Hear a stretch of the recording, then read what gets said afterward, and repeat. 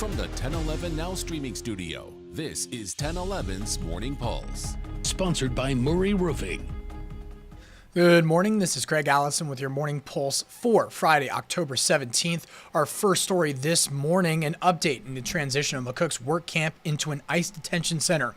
Through Red Willow County District Court, former state Senator Diane Shemmick and 13 McCook residents are suing for a temporary order to stop the project immediately and then another order to stop it permanently. Yesterday, however, District Judge Patrick Heng denied the temporary restraining order. Nebraska Appleseed is arguing that only the legislature has the constitutional authority to control penal institutions, adding they're the only group that may repurpose a public building.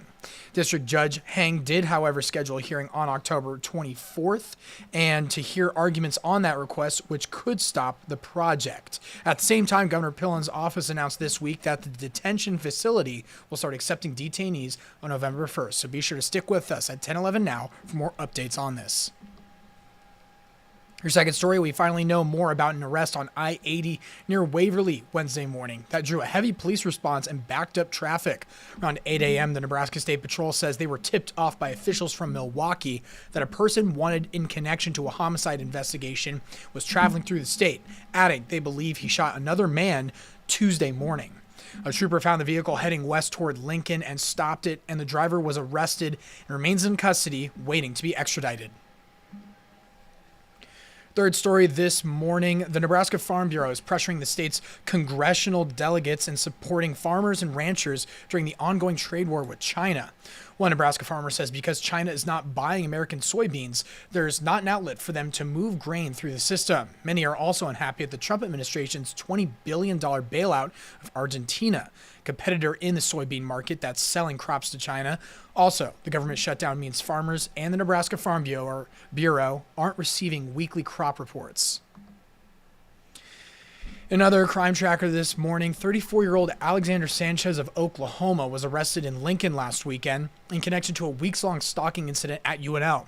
UNL PD says officers first talked with Sanchez in a dorm lobby on October 1st. He told police he was looking for his girlfriend, who invited him there via Snapchat and TikTok, but after police looked at those messages, they learned it was entirely one-sided.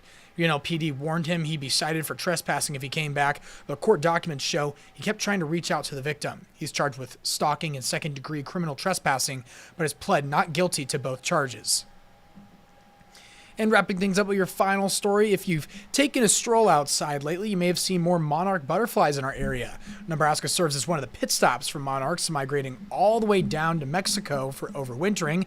Entomologists with UNL's Nebraska Extension say the butterflies, as far north as Canada, are doing that migration for thousands of miles south during the winter.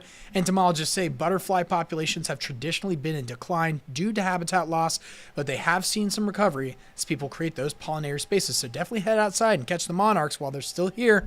That's going to be your morning pulse for this Friday morning, and we'll wrap things up with a look at your 7-day forecast. Rain chances disappear this afternoon, making way for a nice night.